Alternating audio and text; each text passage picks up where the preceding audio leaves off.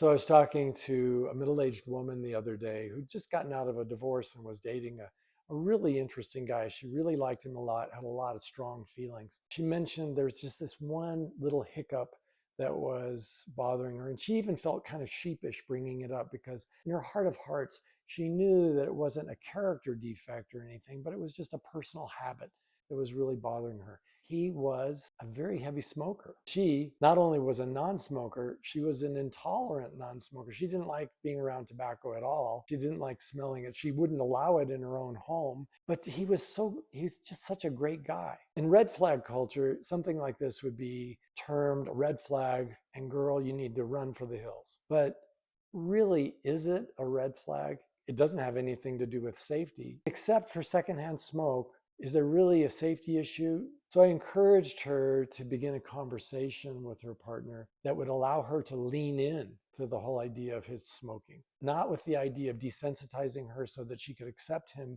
as a smoker, but really that maybe she could accept him and then consciously weigh whether or not that was something she could live with in the future. And the way that we do that is by building intimacy, the same kinds of intimacy really that a therapist would try to build in a therapeutic alliance in the office. To begin asking, well, how long have you smoked? What do you think influenced you into starting smoking? Because there are all kinds of reasons, right? I wanted to look cool, or I've got ADHD and the nicotine really helps calm me down. Whatever it is, it's interesting, and it's also giving him a chance to explain to her who he really is. Because yeah, we know his behavior. He smokes, but we don't know anything about how that happened or why he continues to smoke despite all the advisories saying that it's a real health problem. The whole red flag culture is really a negative because it judges the other individual in a terminal sort of way.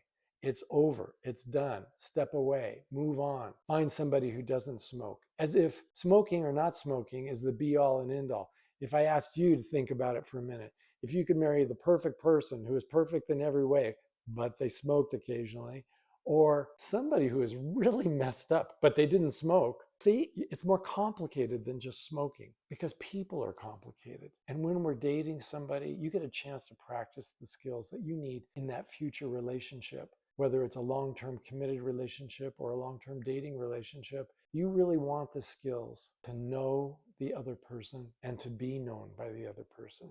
It's all of our jobs to create a safe space where we can tell our truths to one another and get to know each other. Even if you decide they're not for you, those skills are going to stay with you for the rest of your life.